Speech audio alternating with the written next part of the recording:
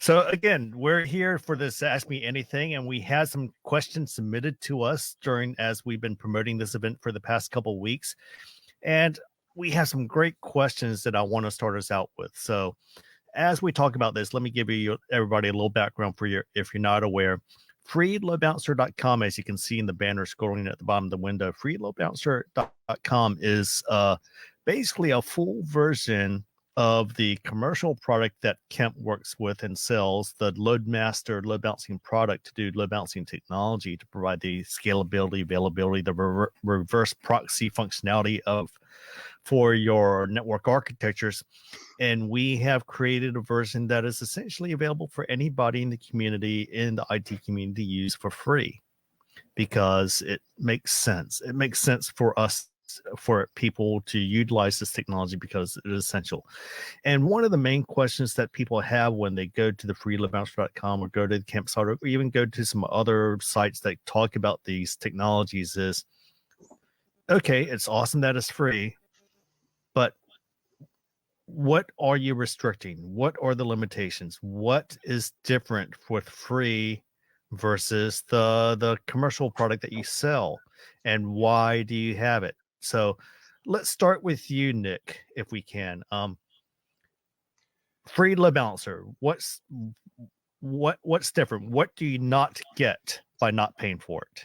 Well, the biggest thing, in my opinion, is when you don't pay for it, compared to like a trial, is throughput, right? So the throughput is limited, but that's almost to be expected because it is free. So the throughput's limited. Your SSL transactions per second are limited, and another big thing is you don't get high availability. So those are probably the three biggest things. Awesome. So when you say throughput is limited, what is it limited to, and what could you get if you didn't have that limit? So you have 20 megabits per second, throughput, which is relatively small. I'm sorry, what was the other question?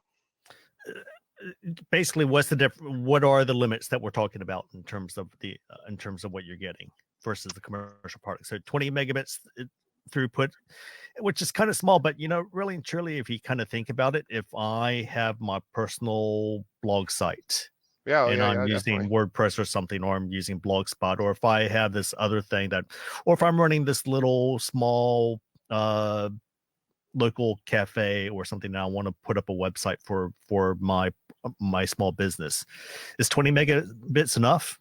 I would say so, definitely, at least to start out with.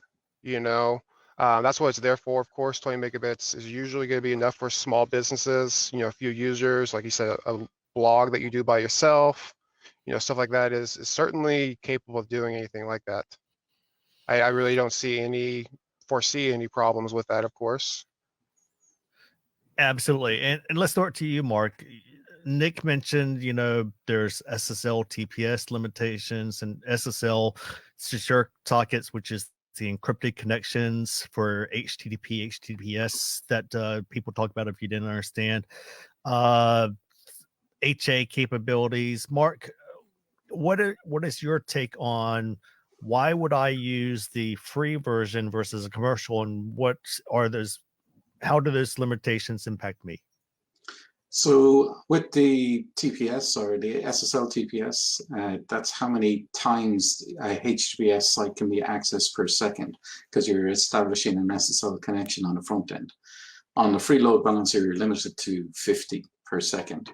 If you are re-encrypting, that is that you're doing an encrypted connection to your clients and re-encrypting going back to your real server, that's actually halved because you're doing 2 SSL transactions per second.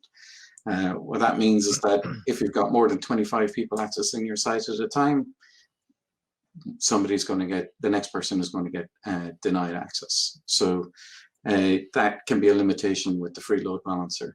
In the trial or in the full version, depending on your license, you can bring that all the way up to 5,000 users per second for the LM 5,000, obviously.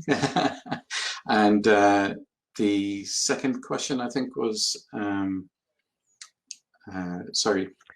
HA. So HA yeah. and things like that. Is that important for these people? For small businesses, HA is not that important because it's a virtual machine and uptime is not required. But when you're looking for the 5 nines or 7 nines, 99.9999, you've got to have the capability to fail over to another device straight away with the same configuration. Now, our high availability allows you to do that. That can be set to 9 seconds, so a maximum 9-second downtime between one going down and then all your sites being back up on the other. If you need more throughput, again, you can also do clustering, which is a single master and then n number of slaves, and you can put out your connections out to the units out behind, so you can get much more throughput again. Awesome. And of course, one thing I want to make sure everybody is aware, when you get the free version, you don't have full access to our stellar support people like Mark and Nick. So you have access to the community forums and the online, going through the chat sessions and things like that, which get responded to as appropriate, but you don't have full ability to contact them as needed for problems. So again, this is something that I think is one of the great aspects of what Kemp does in terms of the load balancing technology is the support organization and folks like Nick and Mark behind it. So here's a specific question. Let me go to a completely different tack and go down to a very specific question. And we have a user that came into us and asked us and said, their free VLM version, and in this case, I'm going to get very technical here, folks. Their version number 7.2.50.0.18765. That's the release version that they're using on VMware. Is constantly sending them a warning, and the warning is kernel HPE T1 lost 3 RTC interrupts. And the number varies, but it's something he's getting this message with this version of code. And do we have any insight on what this is and what's been going on? Because it's hard to figure out what's going on. And I understand, and I had to prep Nick because he had to do some research. So, Nick, you did some research and you found some things about this. Tell us what's going on here. Well, the good news is, it's not really going to be any detrimental effect, right? So that's probably first and foremost, right? So it's not really causing much harm. It's not causing any problems for you. So basically what it means is that whatever platform this was running on, most likely like a hypervisor, Hyper-V, it was just too busy at the time to try to do something. So most likely another virtual machine was taking up some of the CPU power or the memory, and it just kind of stalled out a little bit. So the good news is, like I said, it's not really causing any problems. It's an annoying message at most, and this is actually going to be fixed in 7.250, I think 51 and 52. And the fix is really, we're just going to squelch the log. We're going to suppress it because it is just an annoying message at that point.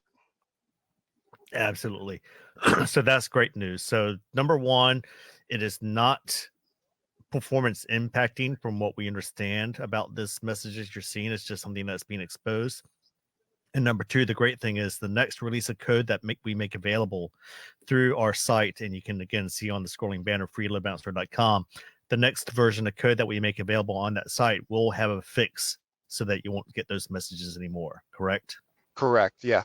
And just to add on top of that a little bit, so if anyone wasn't aware, usually our firmware releases come out, every 3 to 4 months, give or take.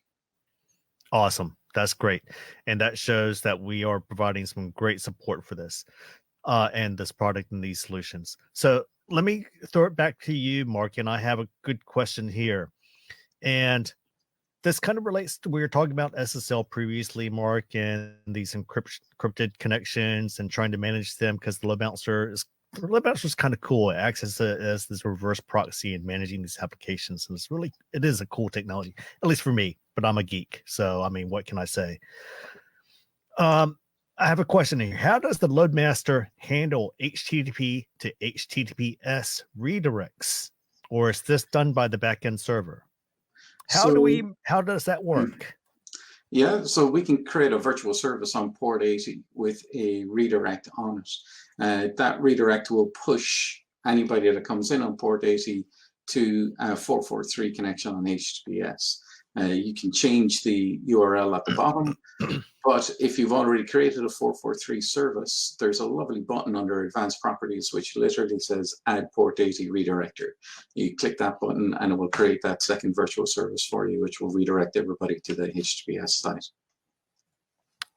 That's awesome. So when you say we create this rule or policy on port 80, and port 80, we're referring to the TCP port, which is port 80 is typically the TCP port for HTTP, the non-encrypted version of HTTP traffic. Then you can create this policy, you're saying, Mark, to say, do a redirect to port 443. Port 443 is usually the typical port for HTTPS, or the encrypted version of HTTP, and to send the response back to the client to say, connect to this site, to this location on port 443. And again, you're saying if we have that service already established, there's a nice, easy, quick button that you can just click and it automatically takes care of things for you on the load master. That's right. Yeah. It uses a 302 redirect to bring you to the HTTPS service, but you can change that in the advanced properties to be a 301 if you want less traffic on the port 80 as well. Make it slightly faster. Awesome. Nick, sounds like you have something to say with that. Yeah, You just want to to add on top of that, basically, the great part about that is a lot of people might do this on their server, right? So, an IIS server, you can set a redirect in there as well. Maybe you don't want to, but you can take that functionality away from your server and put it on a load balancer that sits right in front of it, basically. Awesome. So you don't even have to have a redirect server. Exactly. You don't have to have a redirect on your server or anything. Yep. Exactly. It's all contained within the load balance. That's really cool. So that you can make things completely separate and just have the load balancer deal with all that management, and all the server has to do is focus on the application. That's right. Yeah. Oh, that's really cool. So going back again to this thing, talking about the limitations of the free load master and things like that, y'all brought up a few times trial versions, and I want to compare a little more for because if you go to the actual Kemp site, kemp.ax, you can actually go and download a trial version of the software. What's really different between the trial version and the free? What's the pros and what am I getting, and why would I want to do the free when I can go ahead and download a free version of the trial? Mark, what do you think? So the trial doesn't have the limitations that the free load balancer does. So on the free load balancer, you're limited to, let's say, 2 geo requests per second. You're limited to 20 megs per second throughput.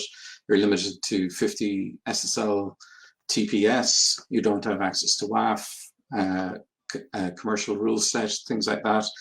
And if you want to test those in your environment, you need to be able to get access to that with a trial. And the trial is literally a VLM 5000 that we give to you for free for 30 days and literally say, here's a top-end product, use it for 30 days, do your proof of concept, do your throughput, do your compliance testing, your PCI compliance test, do your intrusion test, whatever you need to do. And then if you're happy with it, you can then license it after your 30 days. Or you can buy a smaller one if you don't need the 5,000 SSL throughput, or you can buy a physical unit if you want larger than 5,000 SSL throughput. Awesome. And of course, don't forget that the trial version is limited by how long it really lasts. So that's one of the key aspects. You can download the trial version free. You get all the full capabilities. You actually get support from Nick and Mark with the trial version, which is really cool. But there's a time limit. After 30 days, Mark's going to stop answering your calls. He's tired of you. No, I'm joking. There's other thing, the trial does have a limitation with time. So if it's something that you need more than 30 days, that's something you need to contact Kemp to try to negotiate or work something else out, or look at that free version. I have a question coming in from someone on LinkedIn. And so the question is, please tell us the difference between Nginx and Kemp. So let me start a little bit from my take, and then I'm going to pass it to you guys. So Nginx and Kemp. So let me talk about a little bit about Nginx. Nginx is open source software for the most part, and primarily Nginx is known for, interestingly, at least interestingly in my world, they're known for their web server software. So a large portion of the internet is run on Nginx web servers.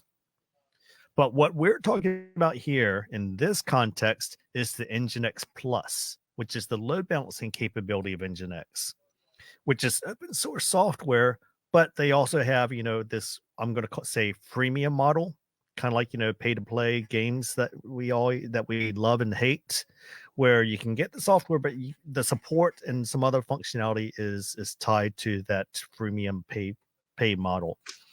And the main difference with this is that being this community-driven open source and with the way it's designed is that it's not going to have the full functional capabilities, number one, that you get from a Kemp-supported product because of its focus and its size and its other capabilities. You're not going to get the full advanced capabilities that you have, as well as some other features, like if you wanted to do things like a web application firewall, or if you want to do some maybe advanced web application firewall or edge authentication for token authentication, single sign-on, things like that, you may not be able to do that within the Nginx product.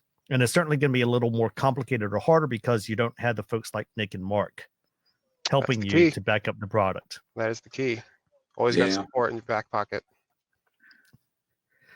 So there's pros and cons to using the Nginx product, but I think in general, at least from my perspective, using that, taking advantage of the support and the technology and the simplicity that that Kemp has built in with templates and other capabilities, really make it a very easy to use and better product in the long run for most instances. Not every instance. There can be cases where you might want to use it, and certainly the web server solution product itself from Nginx is obviously very good, and it does very well.